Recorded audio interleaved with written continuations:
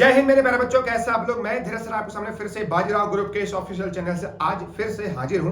RMS के form हमने भरे हुए हैं, उसी के पीछे पीछे जो है सैनिक स्कूल के एप्लीकेशन फॉर्म भी आ गए हैं। और आपको एक डेट बता दूं, सरप्राइज दे दूं, जनवरी में इस बार सैनिक स्कूल का एग्जाम होगा।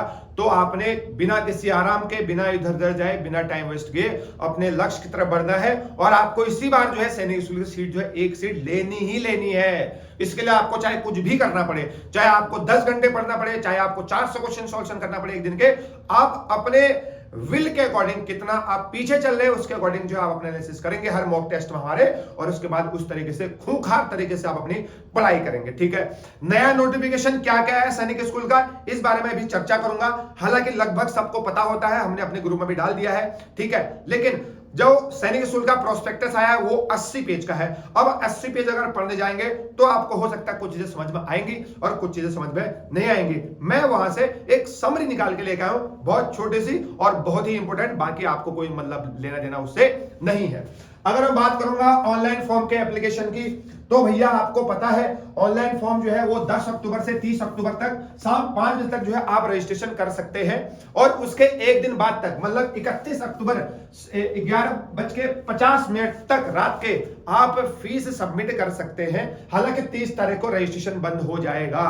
हालांकि किसी बच्चे ने अगर फीस नहीं भरी है तो वो अगले दिन तक 11:50 तक फीस को भर सकता है। ठीक है, और करेक्शन की बात करें, अगर कुछ एड्रेस में गलती हो गया, कुछ करेक्शन करना है तो 2 नवंबर से 4 नवंबर तक करेक्शन की विंडो खुली रहेगी मेरे प्यारे बच्चों।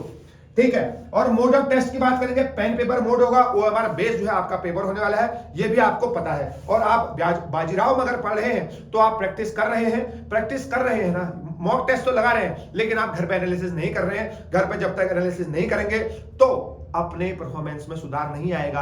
अगर कोई बैट्समैन हर मैच में 0-0 में आउट हो रहा है, 2-3 रन बना के आउट हो रहा है, अगर वो एनालिसिस नहीं करेगा, कोच उसके पीछे नहीं लगेंगे और कोच का कहना वो नहीं मानेगा, तो अगले टेस्ट में भी 0 में ही आउट होगा। तो आपको इस बात को समझना है, ठीक है ना, और एनालिसिस करनी है। डेट ऑफ एग्जामिनेशन की बात करें, जो कि बहुत ही इंपॉर्टेंट है, जनवरी के महीने में जो है सैनिक स्कूल के एग्जाम के होने की पूरी संभावना है। पिछली बार पेपर जो है अप्रैल में गया था, इस बात को आपको याद रखना है। अच्छा, ड्यूरेशन ऑफ टेस्ट की बात करें, आपको पता है 150 मिनट्स 125 क्वेश्चन करने के लिए 6th क्लास के लिए होते हैं, जो कि 13 मीडियम में जो है क्वेश्चन पेपर आ सकता है। जैसे मतलब बोलते हिंदी, इंग्लिश, मराठी, पंजाबी वगैरह वगैरह में जो है 13 मीडियम में पेपर आएगा 6th क्लास का। ठीक है, और जो मीडियम को भरना चाहे, इंग्लिश तो आएगा ही आएगा। और क्लास अगर 9th की बात करें 180 मिनट, मतलब 3 घंटे आपको 150 क्वेश्चन करने के लिए मिलेंगे, और इंग्लिश मीडियम आपका पूरा पेपर आएगा। ठीक है, अच्छा, एज की बात करें, जैसा 10 से 12 साल 6th क्लास के लिए और 13 से 15 साल आपको 9th क्लास के लिए एज होना चाहिए। यही आरएमएस में था, आपको इसके बारे में पता है। अच्छा, सबसे इंपॉर्टेंट पता क्या है सर, डॉक्यूमेंट की रिक्वायरमेंट क्या है। जब हम आरएमएस का फॉर्म भर रहे थे तो उसमें सिंपल था, ईडब्ल्यूएस है तो ईडब्ल्यूएस, जनरल है तो जनरल, ओबीसी, एसटी, एससी, सिर्फ टिक लगाना था। लेकिन यहां पर आपको सर्टिफिकेट चाहिए। ठीक है, स्कैन करना होता है। सबसे इंपॉर्टेंट डोमिसाइल, देखिए जिस बच्चे का डोमिसाइल नहीं बना है, ऑनलाइन अपने तहसील में जाके या फोन करके वहां पर सेटिंग वेटिंग है, तो आप जो है फोन करके वहां पर जो है आप डोमिसाइल बनवा ले। ऑनलाइन अप्लाई कर दें, उसकी फोटो की जरूरत नहीं है, सिर्फ उसमें एक नंबर आता है, रजिस्ट्रेशन नंबर, उससे काम चल जाएगा और एक ही दिन में जनरेट हो जाता है। समझ में आया नहीं है?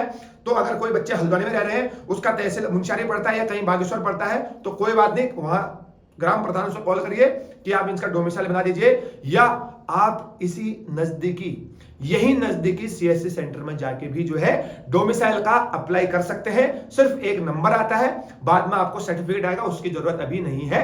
सिर्फ एक नंबर की जरूरत होती है, वो आपको मिल जाएगा, टेंशन लेने की जरूरत नहीं है। कास्ट सर्टिफिकेट जरूरी चाहिए, अगर एसटी, एससी, ओबीसी वाले हैं तो उसमें कास्ट सर्टिफिकेट आपको फोटो लगानी पड़ेगी, सिर्फ और सिर्फ स्कैन करके। आर्मी सर्टिफिकेट, अगर कोई किसी का बच्चा आर्मी वाला है तो उसको आर्मी सर्टिफिकेट की जरूरत पड़ेगी वहां पे।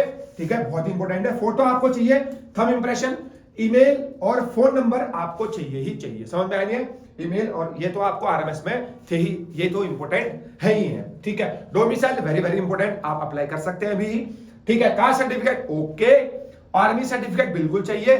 ठीक है, फोटो, थंब, ईमेल और फोन नंबर, ये इंपॉर्टेंट इंफॉर्मेशन थी सैनिक स्कूल के एप्लीकेशन फॉर्म 2026 के लिए। ठीक है ना, तो मैं आपको सिर्फ एक बात कहूंगा, हमारे बाजरा ग्रुप में जो है मॉक टेस्ट चल रहे हैं, ठीक है, मॉक टेस्ट चल रहे हैं। मैं बच्चों को बोला कि जो रोज एनालिसिस करनी है आपको घर पे, अरे एनालिसिस करो, इसमें आपका ही फायदा होगा, है ना।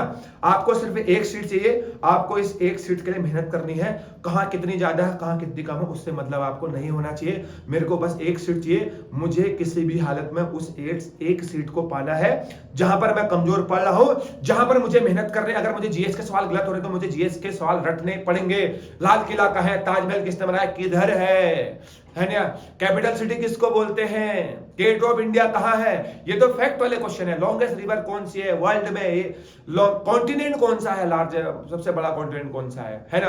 ये ऐसे क्वेश्चन आपको याद करने पड़ेंगे, तभी आपका कुछ जाके फायदा होगा। बाकी मैथ और रीजनिंग तो आपको प्रैक्टिस करनी ही करनी है, ठीक है ना। तो ये इंफॉर्मेशन थी, ये इंपॉर्टेंट था, एनालिसिस करते रहिए, आपका सिलेक्शन जरूर होगा। Thank you so much.